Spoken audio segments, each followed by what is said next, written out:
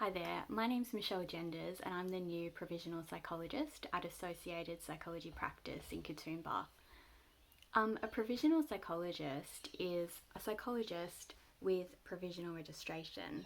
That means that I'm on my P plates. It means that I have my license, but I just can't drive as fast yet, or there are some extra conditions. So let me explain some of those conditions. I'm closely overseen by the Australian Health Practitioners Regulation Authority, and I have to report to them on a regular basis. I also have a primary and a secondary supervisor who are fully registered or clinical psychologists, and I meet with them regularly to discuss my work and my cases, although my cases are de-identified, so if I discuss them, they won't know who you are. In Australia, what we do is called a 4+2 program. And let me just explain that a bit further. So the 4 part of it is the number of years that I've been to university. I have a Bachelor of Psychology with honours. And the 2 part of it is the number of years, approximately, that I'm doing my internship for. That's my practical on-the-job traineeship. Similar to if you're doing a trade. So instead of studying more time at university, I am spending more time on the job learning. So I've actually been doing my internship for more than 2 years now, which means I have a lot of experience working with clients one-on-one, experience working in groups with all sorts of presentations.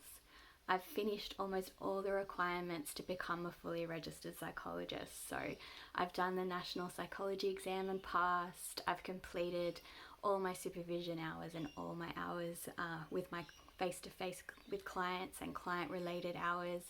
I just have a couple more tasks to finish. So in my internship, I've held 2 kinds of roles.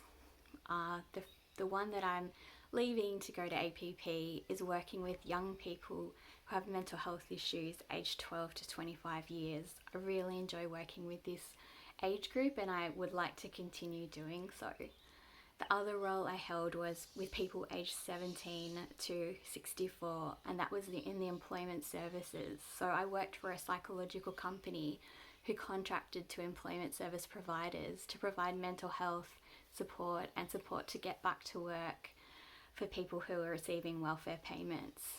I really enjoyed working with that age group too. So the kinds of things I'm interested in working with my clients on at APP include what we call is motivational interviewing, which is really good for if you're trying to make a decision or there's a behavior you want to change but you haven't been able to do it yet. I also like to work using cognitive behavioral therapy, and other kinds of cognitive behavioral therapy includes dialectical behavior therapy, acceptance and commitment therapy, and solution-focused therapy. So I like to use different strategies from all of those modalities, which are all under the umbrella of cognitive behavioral therapy, which basically means that we look at the way you think, the way you feel, and the way you behave, and how those things relate to one another, and how if you change one of those elements, then you can potentially change what's happening in your life. So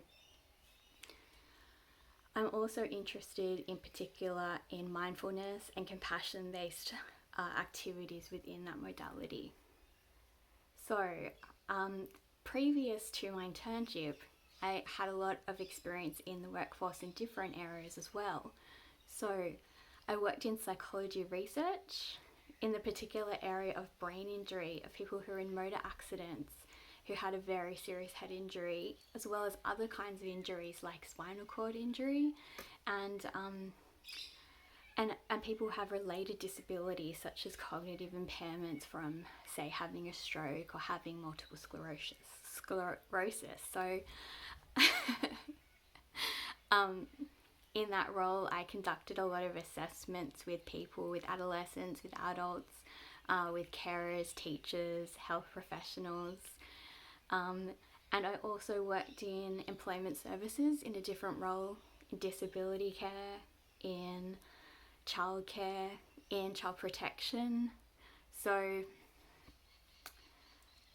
one of the things I really like about being working with clients in psychology is hearing different people's stories, and I really try to understand you and see things from your point of view. One of the most important things I think is when you come to see me is that I really understand what your reason for coming is, and that we're making sure that you're getting to talk about and address the things that you're really wanting help with.